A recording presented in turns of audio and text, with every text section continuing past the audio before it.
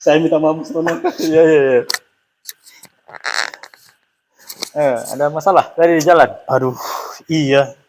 Ada sedikit problem tadi di jalan. Jadi, susah dibilangnya, Mas Tono. Oh, macet gitu ya? Iya, macet luar biasa. Udah macet. Ada pula yang ya gontok-gontokan lah gitu. Berseteru di situ di jalan pula. Iya, iya, iya. Memang agak sedikit emosi juga nih. Ini masih terbawa nih emosinya, Mas Tono. Iya. Iya. Waduh. Itu biasanya itu. Artinya ya, setiap orang pasti mengalami yang namanya rasa kesal, jengkel itu pasti setiap orang pernah ngalaminya itu. Ini jadi babnya tuan rumahnya pula yang terlambat nih ya kan, ketimbang tamunya. Iya, iya. Sampai lupa ngucap salam sama pemirsa. Assalamualaikum pemirsa. Dan pada malam hari ini sudah hadir Mas Tono, jadi langsung aja lah. Boleh. Mas Tono. Ini karena masih fresh-freshnya nih Mas Tono. Langsung aja ke fenomena saya Mas Tono. Boleh, boleh. Terkait dengan apa yang saya rasakan Mas Tono. Bisa, bisa. Iya, masih terbawa sih emosinya. Jadi harapannya bisa meredam lah Mas Tono. Iya, iya. Apa yang saya rasakan ini. Jadi langsung aja Mas Tono. Baik. Assalamualaikum warahmatullahi wabarakatuh. Waalaikumsalam warahmatullahi wabarakatuh. Alhamdulillahirabbil alamin wassalatu wassalamu ala asyrofil anbiya'i wal mursalin wa ala alihi washabihi ajmain. Ikhwan, kalau masalah jengkel, kesal, dongkol itu hal yang wajar. Wajar ya Mas Tono ya. Setiap orang pasti pernah mengalaminya. Apalagi rasa jengkel itu berangkat dari sesuatu yang kita lihat, sesuatu yang tak benar. Ya, ada sesuatu yang salah, yang tak elok, yang tak benar kita lihat dan kita dengar. Wajar gitu jengkel. Wajar jadi, kita kesal. Yang saya rasakan ini masih wajar lah gitu ya. Wajar sebagai manusia gitu. Iya. Kalau ditinjau dari sudut pandang kemanusiaan itu hal yang wajar. Dan setiap orang pasti itu pernah mengalami hal yang seperti itu. Gitu. Jadi tinggal lagi kita mampu nggak menempatkan rasa jengkel itu, rasa kesal itu sesuai dengan pada tempatnya. Kan gitu. Ketika dia pada tempatnya, maka kejengkelan itu masih bernilai positif dia nanti jadinya. Tapi kalau rasa kesal, jengkel ini tidak pada tempatnya, nanti bisa dia jadi sesuatu yang negatif pada diri kita. Gitu. Artinya yang saya rasakan ini kan, ini awalnya nuansanya negatif nih. Itu bisa kita convert menjadi satu hal yang positif gitu. Bisa.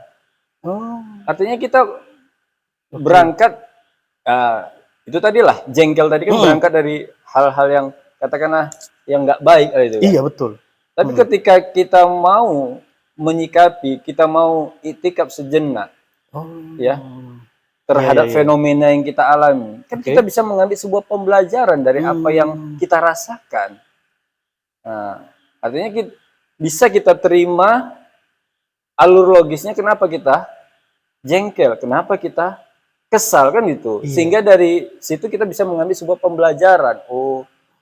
Contohnya seperti tadi lah, kita terjebak macet. Iya betul. Nah, kan gitu kan. Akhirnya kita kesal. Kan kita bisa, kalau kita mau mengambil pelajaran, kita kan harusnya duduk sejenak, itikaf sejenak. Kenapa kita marah? Kan gitu kan. Kenapa kita marah?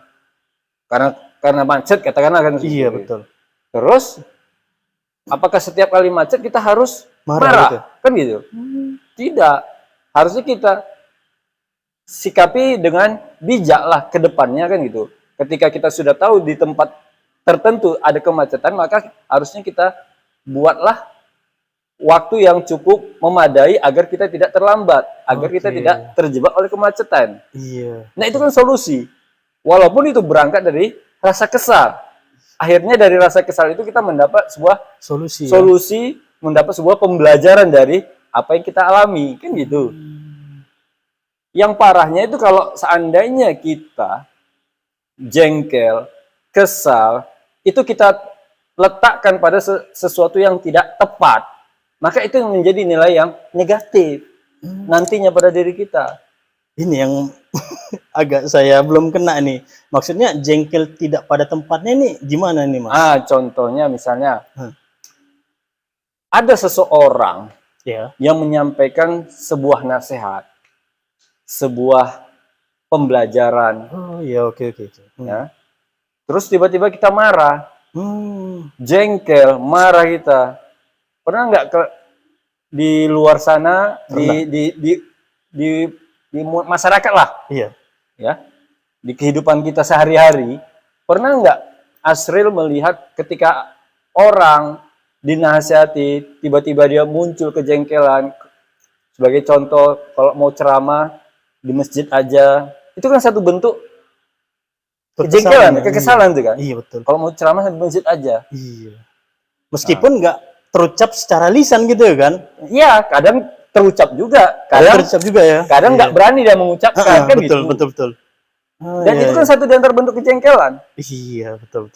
Nah, itu tidak pada tempatnya itu ya. Itu yang saya maksud dengan jengkel, kesal, tidak pada tempatnya. Harusnya kita terima seperti itu ya. Harusnya kan kita terima. Apalah salahnya menerima, mendengarkan nasihat orang. Iya. Kan gitu. Nggak ada salahnya. Nah, ini malah kok kita jadi kesal, jengkel. Nah, inilah dia. Orang yang nggak pandai menempatkan kekesalan dia, kejengkelan dia pada tempatnya. Inilah yang saya maksud. Dan itu ada tertuang di Al-Quran. Fenomena yang seperti ini. Ada. Waduh. Langsung aja Mas. Kita langsung coba lihat.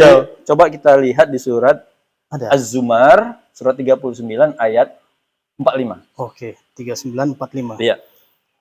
Jadi kita akan mencari tahu bagaimana sudut pandang Quran ya Mas ya terkait dengan fenomena ini. Ini langsung kena ke saya nih ya Mas ya.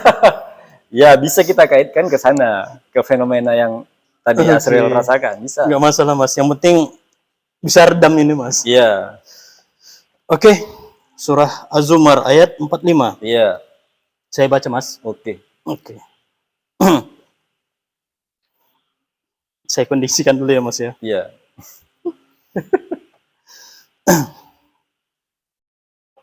A'udzubillahiminasyaitonirrajim.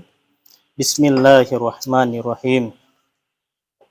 Wa iza zukirullah wahdahush ma'azzat qulubul sampai sini Mas. Qulubul lanjut. Qulubul lazina la yu'minuna bil akhirah. Oke, stop. Oke. Wa iza zukirullah. Dan ketika dizikirkan Allah, dizikirkan ayat-ayat Allah, diingatkan tentang Allah wahdahu, semata-mata hanya dia saja yang dizikirkan, disebutkan. Oke. Muncullah fenomena rasa dalam diri orang, ya, orang yang tak beriman dengan akhirat, muncullah fenomena dalam dirinya isma azzat. Isma azzat. Ya. Ini fenomena, bicara fenomena ini.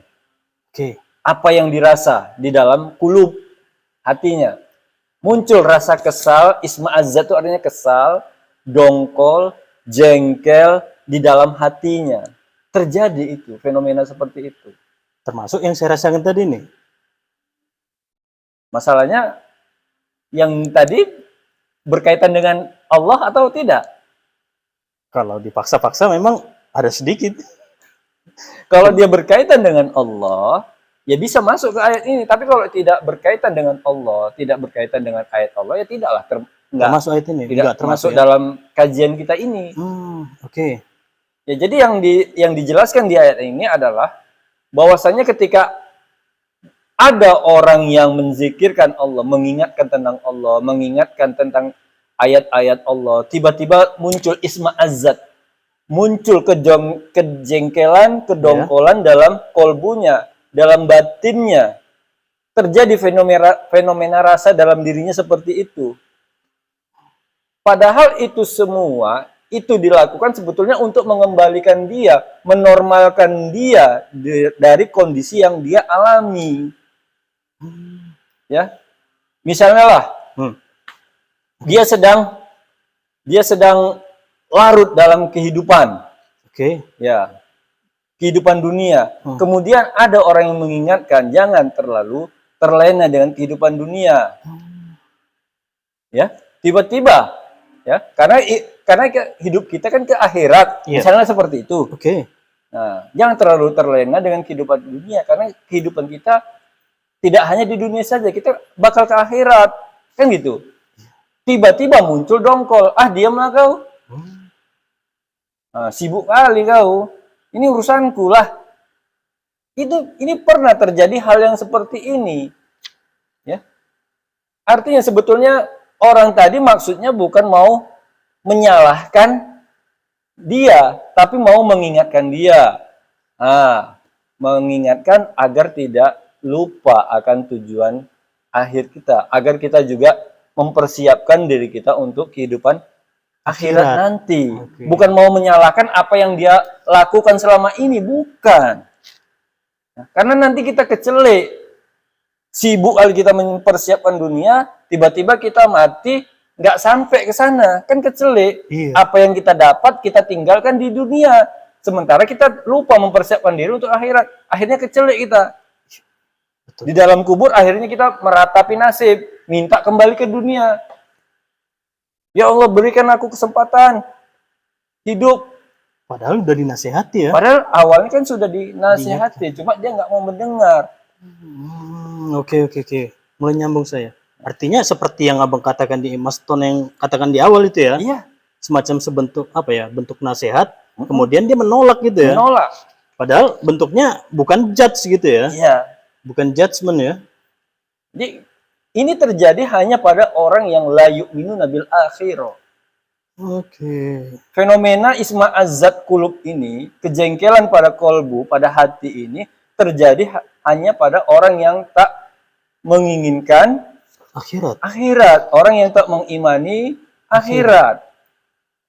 Dia hanya menginginkan kehidupan dunia. Kalau bisa hidup kekal di dunia. Padahal kan dalam kehidupan ini kan tidak ada yang abadi. Iya. Betul nggak? Betul. Tidak ada yang abadi. Hidup ini sifatnya fana. Nah, karena kita tahu kehidupan ini fana, harusnya kita persiapkan diri kita. Kan gitu. Itulah gunanya dizikirkan, diingatkan. Itulah makna zikir tadi.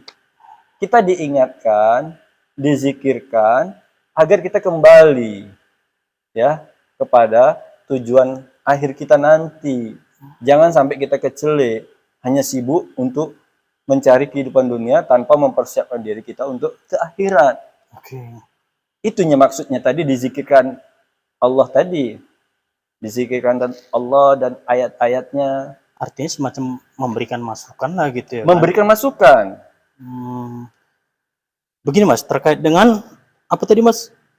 Isma'azzat tadi ya? Iya, Isma'azzat. Isma'azzat ini kan sebuah istilah yang jarang diperdengarkan orang. Bahkan saya sendiri pun baru nih Mas mendengarkan istilah ini gitu kan, Isma'azzat. Kalau tadi di kitanya tuh kesal, dongkol gitu kan. Nah ketika ada orang seperti itu, ataupun kawan kita lah gitu kan, teman kita, dia seperti ini udah nih gitu kan kondisinya. Ketika diberikan nasihat, masukan-masukan lah yang bersifat membangun gitu ya, dia menolak terus mentah-mentah. Seperti yang Mas katakan tadi lah, dengan kata-katanya yang sangat sopan tadi itu ya kan.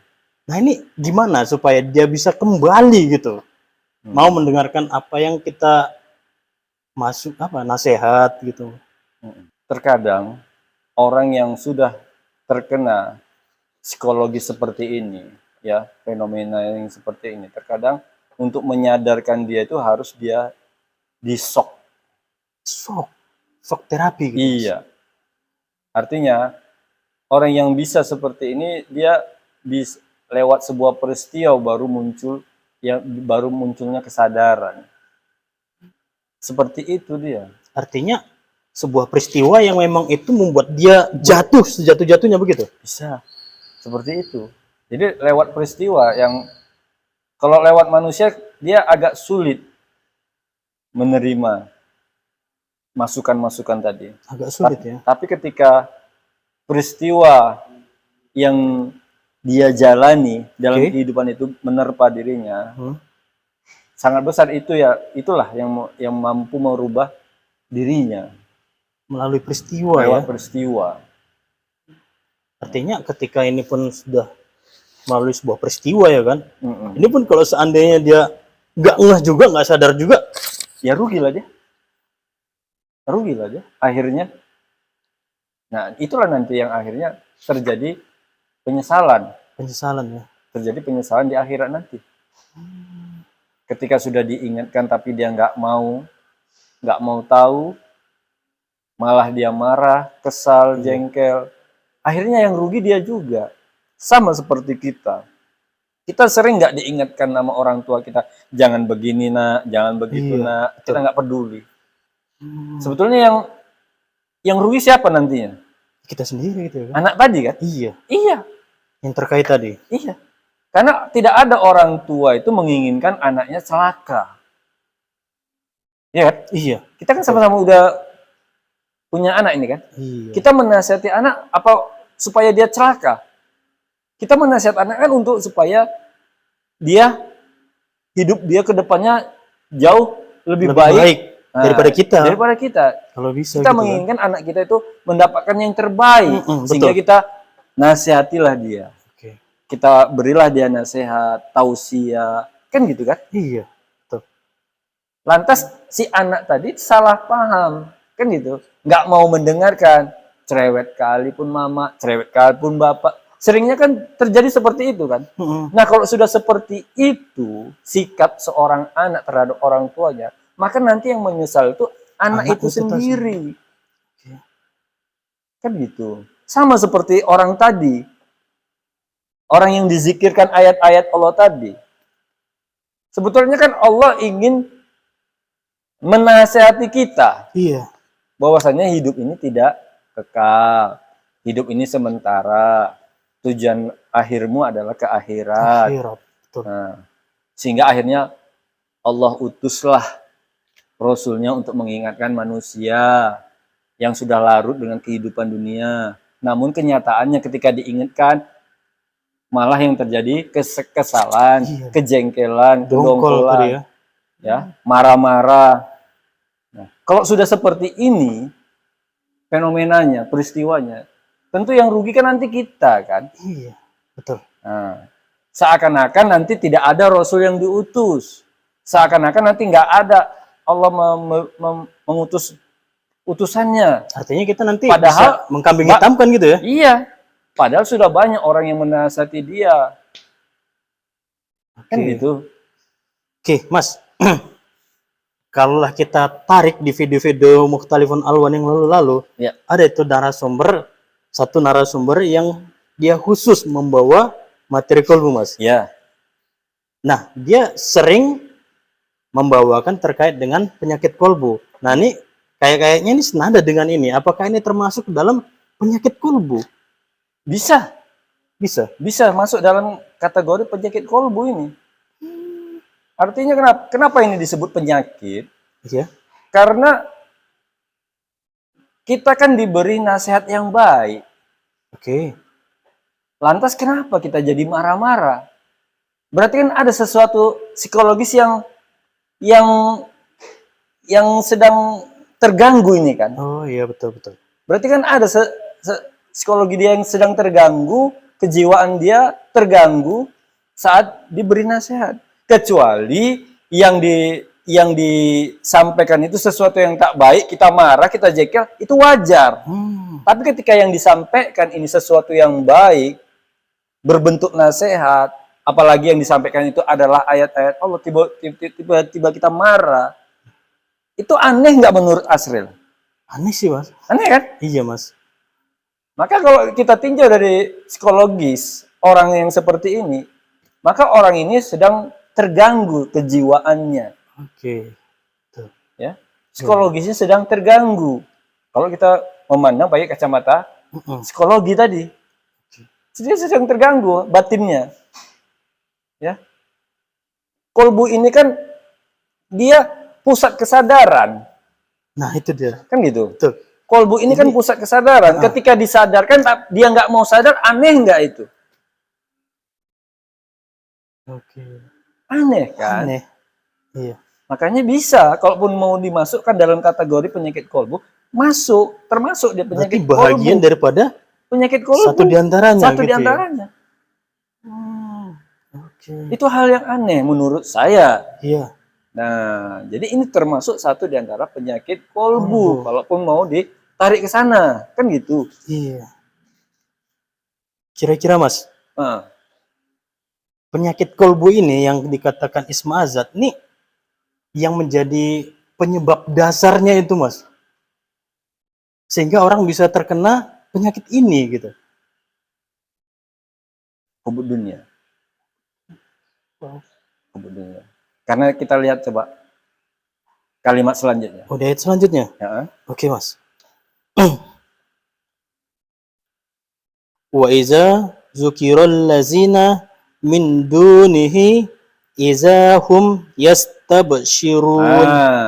Wa idza dzukiral ladzina min dunihi. Dan ketika dizikirkan ya, selain dari Allah, selain ayat-ayat Allah, idzahum, ketika itu pula mereka yastabshirun, merasa gembira. Artinya, kalau kita tarik dalam kehidupan, Iya. ya, ketika bicara tentang Allah, dia marah, dia kesal. Ketika disampaikan ayat-ayat Allah juga marah juga.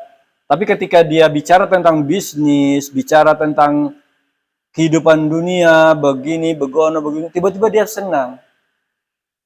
Ini berarti cerita respon lah ya. Iya. Ketika nih ceritanya babnya Allah, babnya din, Dia kayaknya suka dia. responnya datar aja gitu ya. Tapi ketika babnya yang lagi hangat-hangatnya gitu ya, oh aktif kali dia gitu ya. Kalau lagi bicara bisnis kan gitu. Okay. Gini lah. Masa cerita ngaji aja. Masa cerita akhirat aja. Sekali-sekali kayak gini lah. Kan enak kita. Nggak usah. Jadi kita nggak usah sok-sok alim kali lah. Ibaratnya gitu kan. Ada satu kata-kata lagi yang sangat fenomena. Janganlah bawa-bawa agama. Itu sering kan? itu. Iya, betul. Janganlah bawa-bawa agama. Artinya kayaknya memang dia nggak terucap gitu ya kan, nggak ngerasa, tapi kesannya seperti itu. Iya. Oke, berarti termasuk itu ya Mas? Iya. Jadi kalau cerita tentang agama, cerita tentang ayat, cerita tentang Allah, dia nggak suka. Tapi kalau bicara tentang yang lain selain itu tadi, dia gembira itu, senang. Apalagi bicara tentang bisnis, cobalah. Gembira kali dia. Senang kali dia. Yastabshirun artinya mereka merasa gembira ya. Masuk ke rasanya. Ya. Yastabshirun itu dari istabsyaro. Istabsyaro. Artinya ada rasa gembira. Ya. Muncul rasa gembira dalam dirinya ketika sudah tak lagi membicarakan tentang Allah, sudah tak lagi bicara tentang ayat Allah, tiba-tiba muncul rasa gembira pada dirinya. Ini apa ini coba? Iya. Ini apa? Berarti kan menunjukkan memang dia nggak suka dengan Allah.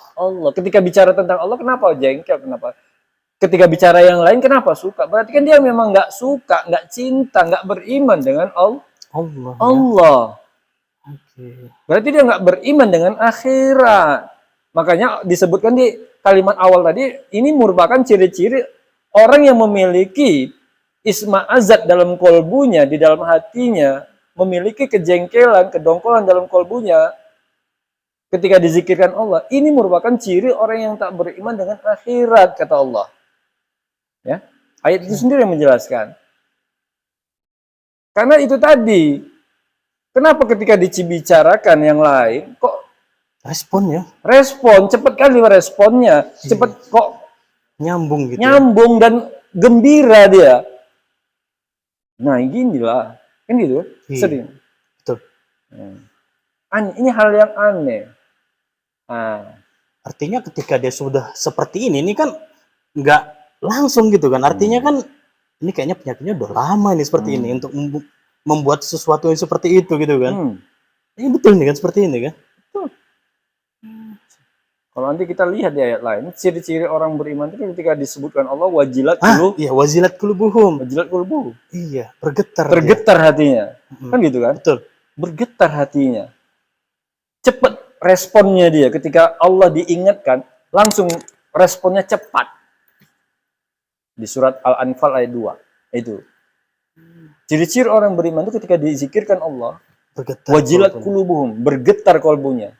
Ini bukan malah bergetar, marah dia. Kan? Seakan-akan macam fobia jadinya ya. Oke.